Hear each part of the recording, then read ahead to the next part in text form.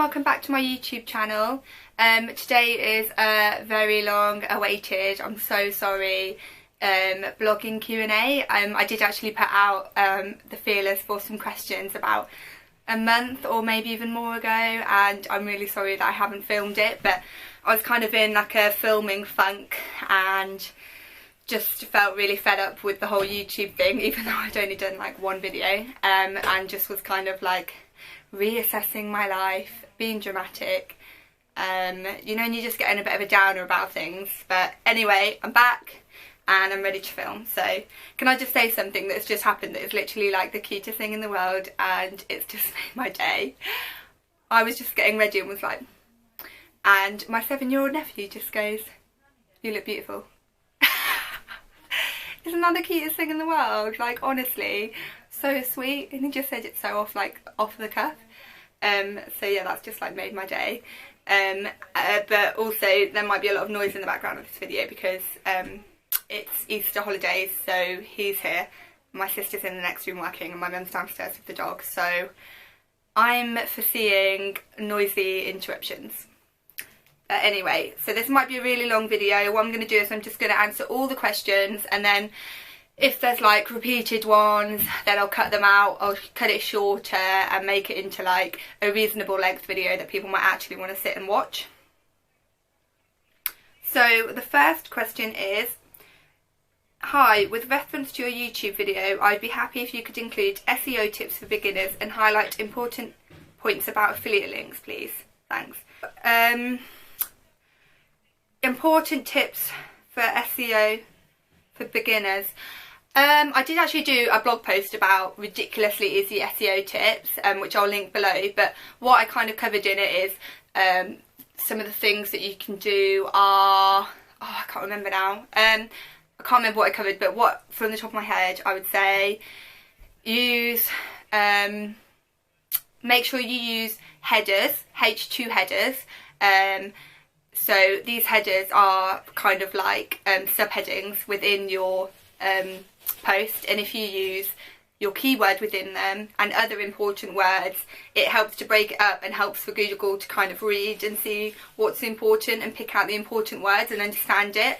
And you can also use like H3, H4. Sometimes I use H3, generally I just use H2 and H3. And I always try to have at least one H2 heading now. I didn't really understand what they were before, but now I always try to use them. Another one is alt tags on your pictures, so make sure you label your pictures with something that's relevant and make sure that it has a keyword in it, and make sure that all of your images are labelled with something and it has to have the keyword in it, and make sure that all of your alt tags are in there. What's another one? Oh, another one that I found out recently that is such a good idea. So basically, say I was doing a blog post about this shirt, which is from Jigsaw, I would type in, and I didn't know what to call it for SEO and stuff, because obviously your blog title, although you want it to be catchy, is also very important for like SEO and searchable things. So you want it to be searchable, so you want to know what people are searching. So if you type in kind of like Jigsaw shirt or colour block shirt, and then you know, Google will come up with like a suggestion. Like if you typed in Chinese, it would come up with like takeaways in Stamford or wherever you live, and so yeah, we'll come up with suggestions. So obviously those are the most popular things that searched, hence those are what people are searching. Use those tips as your title. It's such a good idea. Someone came up with it recently in a blog post. I think it was I think I'll try and link it below, or I have linked it. I'll link my blog post and I've linked that within it because it's a tip I got from them. But yeah, I think it's such a good idea. It is so simple. Sometimes the most simple things are the things that help you the most. But yeah, those are the top ones off the top of my head, but I'll link that everything below. And affiliate links. So for those of you that don't know, affiliates basically are, it's a program that you sign up to as a blogger or an influencer, and basically I'll use this top as another example. So this is from Jigsaw. I want to link it to my blog. If I link it through my affiliate, then any sale that I make, I would make a small amount of commission. I mean, usually it's only a matter of a few pence, but it's just another way of making a few more pennies. Sometimes people have affiliate banners too. Personally, I don't like to have banners on my blog because I find that it kind of clogs it up and stuff, and I'm just not, I like to have a nice clean layout, so I'm not really bothered about having banners and stuff. But so I don't really know what to cover for important points about affiliate links. I'd just say to be creative in the way that you use them, not to overuse them, only use them where relevant. So don't just kind of put them in every other word to try and kind of force people to buy stuff through you. Only use them where it's natural. Why did you first blogging, and what do you do if you ran out of ideas for your blog post? So I first started blogging, I'd basically been signed off work for about 3 or 4 months with stress and anxiety. And so I wasn't really doing a lot, and I was kind of having a bit of a moment in life where I didn't know what I wanted to do. And I'd previously worked as a freelance stylist before I'd got my full-time job in buying. So I decided that I was going to try and make freelance styling work, because to me, I just didn't, after my experience of how I was treated and other things, I just couldn't see myself ever wanting to go back into an environment where other people would be able to treat me that way and I'd be able to have to let them. So I liked the idea of being my own boss, and I just knew that even if I didn't go back to the same place, I went to another office, I was kind of mentally scarred. Like, I just think even now I'm over it, but I think if I went back to work in an office, I think it would all come back, because I just think once you've gone through something like that, it just kind of sticks with you and your brain associates certain things with fear. But yeah, so basically, long story short, decided that I was going to be a freelance stylist, and then I wanted some kind of online portfolio that I could link to people when I was sending out the feelers to see if I could get work. And I realised that in e-commerce blogging, e-commerce styling, you can't actually really use any of the imagery of the work that you styled, because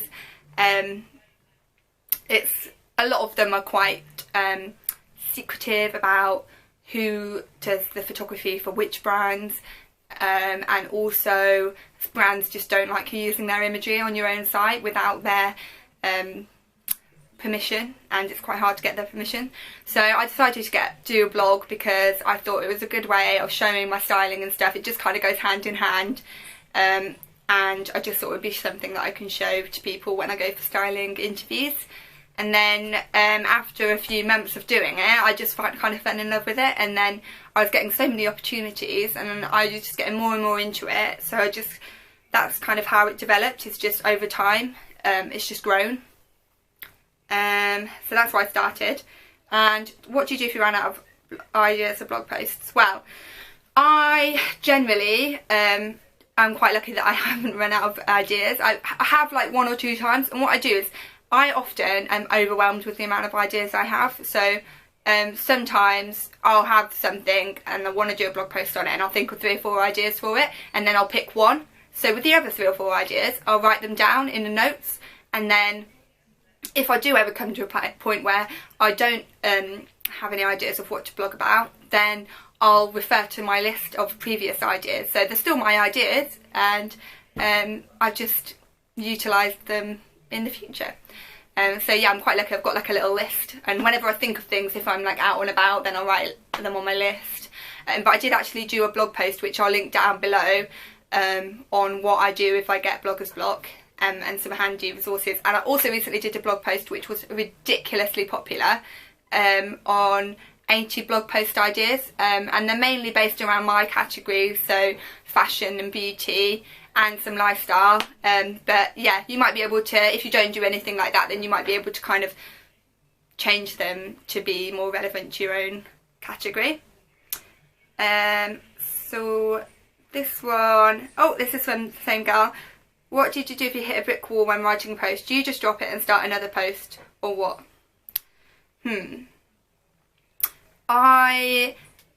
There's once that I've written a blog post and I was so unhappy with it. I just really didn't like it, and I just thought I wasn't impressed, and I just kind of didn't want to put it out there, so I just put it in the bin. I had to finish it because it bothered me if I didn't finish it.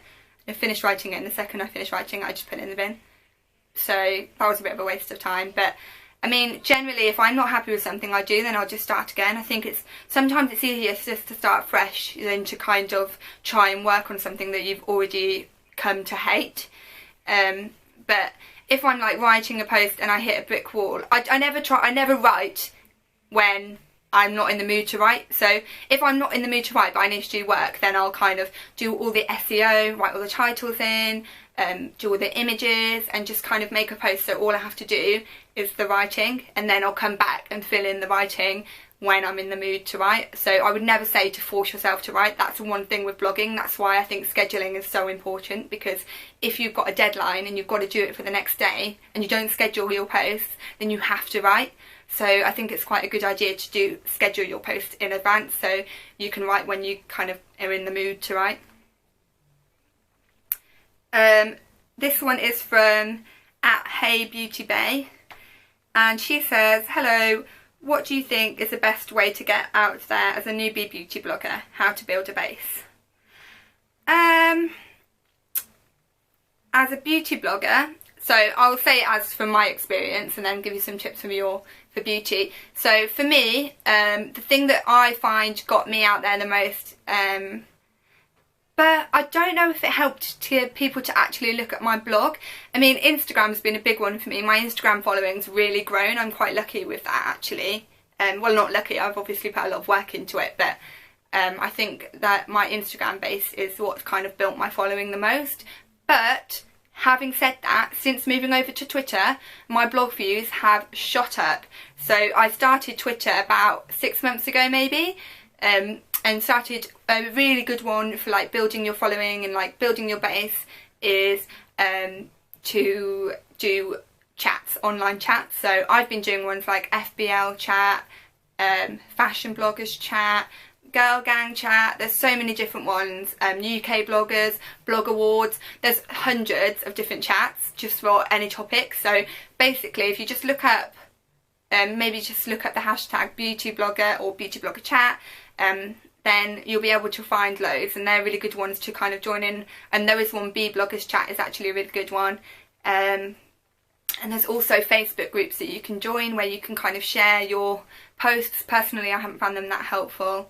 And also another good way that I find is when I post something onto Twitter with a link to my blog, I'll put a hashtag and for like hashtag #BeBlogger, or you can link in, so I put hashtag blogging gals, and they are someone who always reposts people who tag them. So if you tag people who do reposts, then that's another really good way to kind of get there, because they've got like say 2,000 or 3,000 followers, I don't know off the top of my head, but if they've got like 3,000 followers and they retweet you, then that's 3,000 people that will see your post. And if you tag multiple people, then that's even more.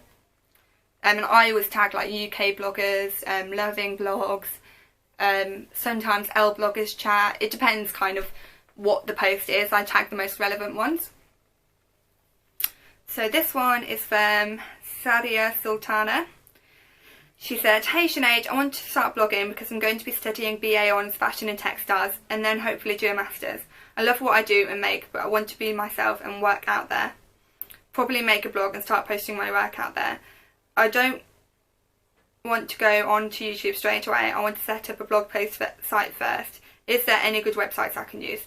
How shall I start posting? And how did you start your journey? So I would say, I've already kind of said why I started blogging, but the website I use is WordPress. I know a lot of people use Blogger. Apparently I've been told that's really good for kind of linking to Google+. I'm not really sure how that works though, because personally I don't use it, but I would say WordPress is one that I use, and I've never had any difficulty with it. I really like it. I find it really easy to use. I know people have asked me questions of how I've done stuff, and I've told them, and they're on Blogger. Oh, it's just going really dark. Oh, it's lightening up again now. And they're on Blogger, and they haven't been able to kind of do the same things that I've done. So for me, I would say to use WordPress. That's the one I use. And I kind of researched before as well, and I found that from what I'd read, that was the best one to use for like blogging platforms. How can I become a blogger? So just start, really. Wait, hang on a minute. I said, what do you mean? She said, everything. I follow loads and love their lifestyles, but I don't know how to get myself to where they are. Take you, for example. Well, I would say don't start blogging if you just kind of want to I mean, you can't just kind of jump head start, because I have been blogging for a year, and you have to kind of, I'm very lucky that I was working freelance, and I was in obviously at the time I wasn't lucky of what had happened to me, but I was at a point in my life where I was able to kind of I had lots of spare time, and because I work freelance, I can, if there's an event or something that I want to go to, I can say I'm busy that day. Like, I can pick and choose when I work, so I'm really lucky with that. And the same if I'm like really busy with blog stuff, but obviously I do need to earn money, so it's a lot of juggling. And I can imagine if you're working full-time, then the juggling can be really hard, so you're going to have to devote all your evenings and your weekends and stuff.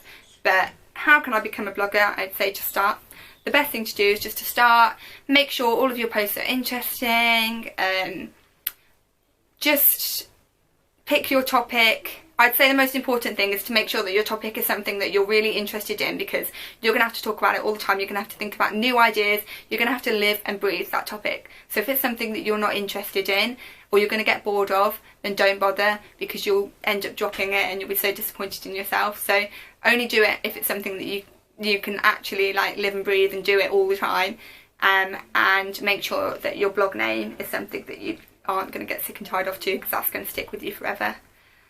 And just start. I mean, I think I did a post about how to start as a blogger, so I'll link that below. But yeah, just start. That's my like main tip, I would say. Okay, this is from Lee Medway on Facebook, and she says, "Hey Sinead, I'd love to know about expectations. When I started, I had no idea what to aim for as a goal, so I'd love to know how others judge and manage it."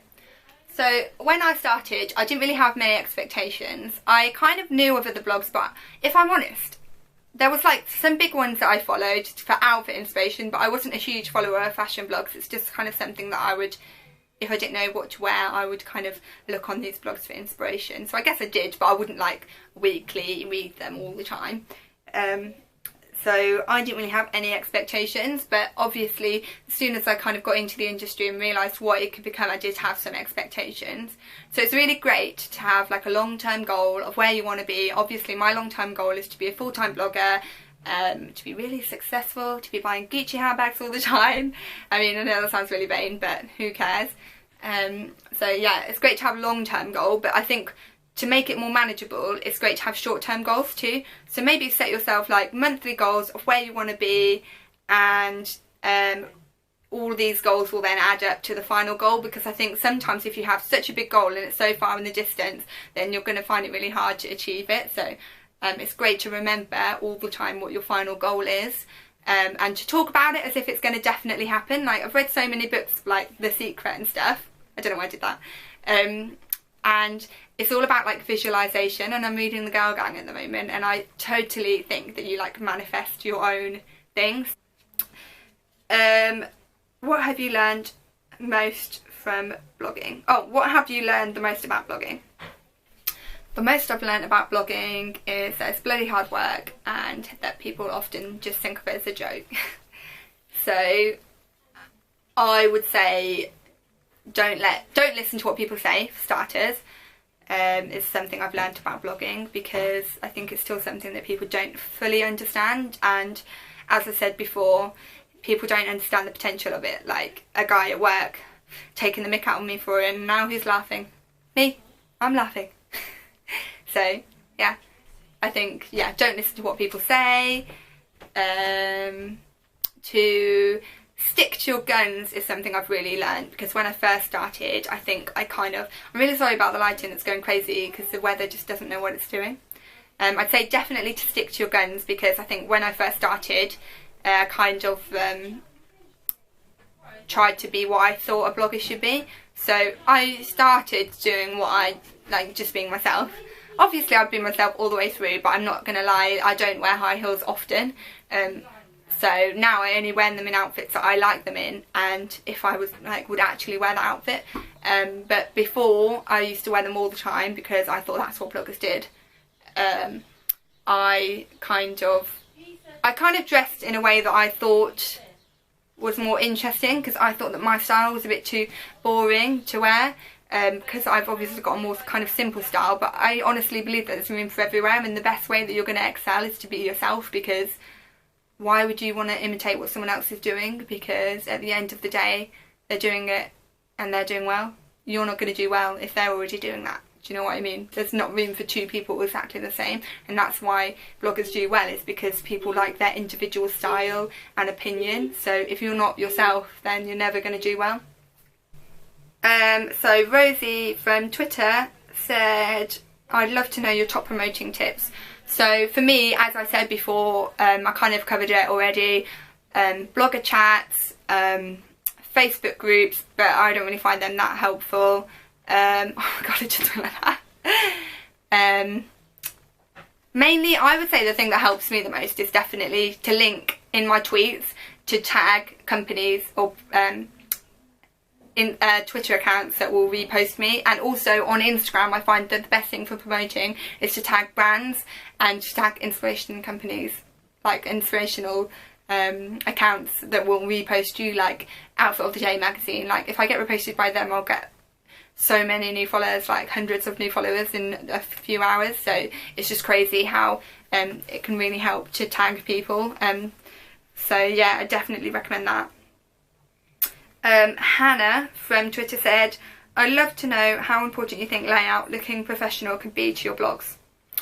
I would say very important. For me, I know a lot of people just kind of start, and I do think that if you want to, then just do it. But personally, even though I had no money at the time, I did buy hosting, I bought a template, I bought the name, so I already had my domain. It wasn't like .blogspot.com or anything like that, or .wordpress.com. So it was lifestylemindfulness.co.uk right from the beginning. I've also got .com. That's something that someone told me, and I completely would agree as another tip, because why would you want someone else to set up a blog with the exact same name but .com? So then you don't want two blogs that are completely different, both with the same name, but one's .co.uk and one's .com. So I bought both domains so that redirected .com to .co.uk. So if you type .com or .co.uk, basically you'll get my site. I think that's really important. But back to the question, is the layout professional? Yeah, I think it's really important to have a professional layout and look, because I think especially when you come to work with brands, it makes them take you a bit more seriously. And even if you've only just started blogging, I think it just kind of makes you look a bit more established and like you know what you're doing and you mean business, rather than just something that's kind of like something that you do in your spare time. Even though it might be, it's just nice to kind of have that finished, polished look, and I just think it looks a bit more impressive, to be honest, and more professional. I like it personally. I'd be more drawn to a blog that was a professional, clean looking layout. So Sarah said, how do you up your Instagram game? It's an absolute nightmare sometimes. So I've done a post on my top Instagram tips, so I'll link that below. But for me, I would say that my top tips are... Can you hear them moaning outside? So I would say... Can you hear them talking? I think my postman's here and they're all shouting. So my main tips would be, what was the question? I've forgotten. Oh yeah, so up in your Instagram game. So as I said before, link products, brands into your pictures and use their hashtags too. So like H&M have a hashtag HMOOTD, Topshop have hashtag Topshopstyle, River Island I'm wearing RI. Just any hashtags for the brands. If they've got their own hashtag, then use that. ASOS is hashtag Asin on me, and it's just a good way of them finding your posts and they may repost you. And the same, tag inspirational pages, use hashtags. make sure your theme all matches. So if you've kind of, I just think personally, obviously some people are a bit too obsessed with their themes, but I do think if someone clicks on your Instagram and they like one of your pictures and they see that as a whole, let me show you mine to show you an example. It's like with my Instagram, you can kind of see that it all kind of looks similar. So as soon as someone looks at my feed, they'll think, okay, it's like neutral colours. They just kind of get a feel for it, and their first impression will tell them what your style is. And if it's something that they identify with, then they're going to, sorry, I'm just getting back to the questions. If they identify with your theme and your style, then they're going to follow you. So it just kind of gives them a quick, instant snap judgment on whether they're going to like your content or not. So anyway, that rounds up my blogging tips post. If you do have any more questions, then feel free to leave them in the comments and I'll get back to you. And let me know if there's any other posts you want me to do. If you want me to do like a general Q&A about life or fashion or beauty, or I love it if you could like this video too, and if you could subscribe to my channel.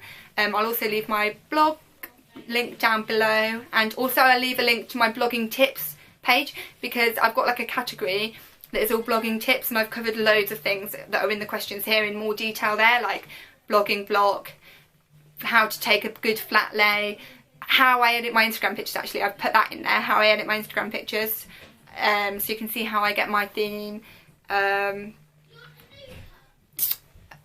SEO tips, how to improve your bounce rate, just loads of tips like that. So yeah, I'll leave that down below, and so I'm gonna go now and stop blabbering. But thanks for watching, and yay, I finally filmed this video. It's literally been on the back of my mind that I've got to do it for like months. So hallelujah, praise the Lord, I'm so happy, and bye.